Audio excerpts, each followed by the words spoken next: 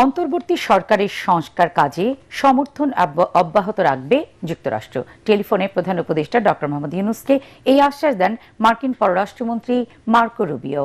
এমন তথ্য জানিয়ে পররাষ্ট্র উপদেষ্টা তৌহিদ হোসেন জানিয়েছেন, দ্রুত নির্বাচনের ব্যাপারেও একমত ঢাকা ও ওয়াশিংটন।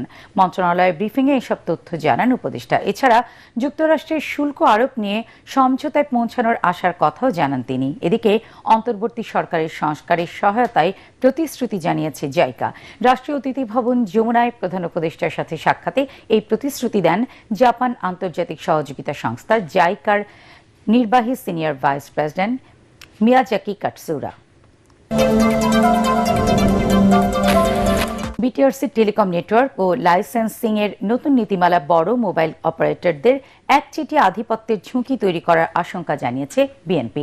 দলীয় চেয়ারপারসনের গুলশান কার্যালয়ের সংবাদ সম্মেলনে এই খসড়া নীতিমালার বিষয়ে উদ্বেগ প্রকাশ করে দলের মহাসচিব মির্জা ফখরুল ইসলাম আলমগীর বলেন, এর ফলে প্রতিযোগিতা কমে ছোট্ট প্রতিষ্ঠানগুলো পিছিয়ে পড়বে। তিনি আরও বলেন, একাধিক সেবা খাতে মালিকানা রাখার নিষেধাজ্ঞা তুলে নিলে আর্থিক সংকটে পড়তে পারে ছোট প্রতিষ্ঠানগুলো। এছাড়াও মালিকানার সীমা নিয়ে অস্পষ্টতা থাকায় বিদেশি বিনিয়োগকারীরা নিরুৎসাহিত হতে পারে। এ ধরনের টেলিকম নীতির প্রণয়নে অবশ্যই স্বচ্ছতা ও সবার অংশগ্রহণ নিশ্চিত করা উচিত বলে সংবাদ সম্মেলনে জানান মির্জা ফখরুল। জাতীয় নির্বাচনকে সামনে রেখে নীতিমালা প্রণয়নে তাড়াহুড়ো করে সিদ্ধান্ত নেওয়া উচিত হবে না বলেও মনে করেন বিএনপি মহাসচিব। ইরান ও ইসরায়েলের মধ্যে টানা 12 দিনের যুদ্ধ শেষ হলেও এই সংঘাতের ছায়া এখন যেন অন্যদিকে মোড় নিচ্ছে। ইসরায়েল ও তার বন্ধু দেশ ভারতের লক্ষ্য এখন পাকিস্তান। কারণ ইসরায়েলের সঙ্গে যুদ্ধের শুরুতে ইরানের পাশে প্রকাশ্যে সমর্থন জানানোয় নজরে আসে ভারতের চিরপ্রতিদ্বন্দ্বী দেশ পাকিস্তান। এছাড়াও ভারত পাকিস্তানের যুদ্ধে পাকিস্তানের কাছে হেরে যাওয়াটা এখনো মেনে নিতে পারছে না মোদী সরকার। তাই ইসরায়েলের সঙ্গে হাত মিলিয়ে পাকিস্তানের ওপর প্রতিশোধ নিতে এবার মরিয়া হয়ে উঠেছে ভারত। এমনকি ইসরায়েলের সহযোগিতায় কাশ্মীরকে আরেকটি গাজা বানাতে চান নরেন্দ্র মোদী, এমন বিস্ফোরক তথ্যও মেলে সাম্প্রতিক নানা তথ্য বিশ্লেষণে। আর এমনটাই সামনে ঘটতে চলেছে বলে মনে করেন পাকিস্তানের জ্যেষ্ঠ সাংবাদিক ও কলামিস্ট হামিদ মির।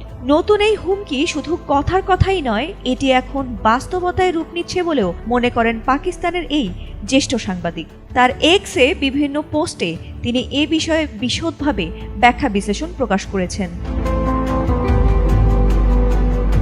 এখন ভারতের অনেক প্রতিষ্ঠান ইসরায়েলের সহযোগিতায় পাকিস্তানের বিরুদ্ধে প্রতিশোধ নিতে মরিয়া হয়ে উঠেছে। সম্প্রতি ইসরায়েলের 12 দিনের যুদ্ধের সময় পাকিস্তান প্রকাশ্যে ইরানকে সমর্থন করেছিল, আর তাতে অনেক ইসরায়েলি ক্ষুব্ধ হয়।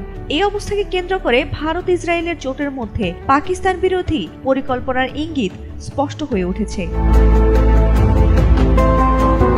এছাড়া যুদ্ধ চলাকালে 18 জুন ইসরায়েলি ভূরাজনীতিবিদ ও সাবেক প্রতিরক্ষা উপমন্ত্রী মেইর মাসরি সোশ্যাল মিডিয়া এক্সে আরবি ভাষায় লেখেন, ইরানের হামলার পর আমরা পাকিস্তানের পারমাণবিক কর্মসূচি ধ্বংস করার চেষ্টা করতে পারি। আর তার এই বক্তব্য তখন পাকিস্তানিদের মধ্যে উদ্বেগের সৃষ্টি করে।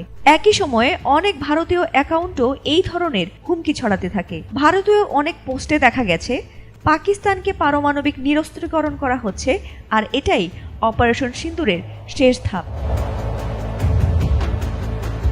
মোদী এখন ইসরায়েলের সহযোগিতায় পাকিস্তানে হামলার পরিকল্পনা করছেন, কারণ তিনি কাশ্মীরকে আরেকটি গাজা বানাতে চান।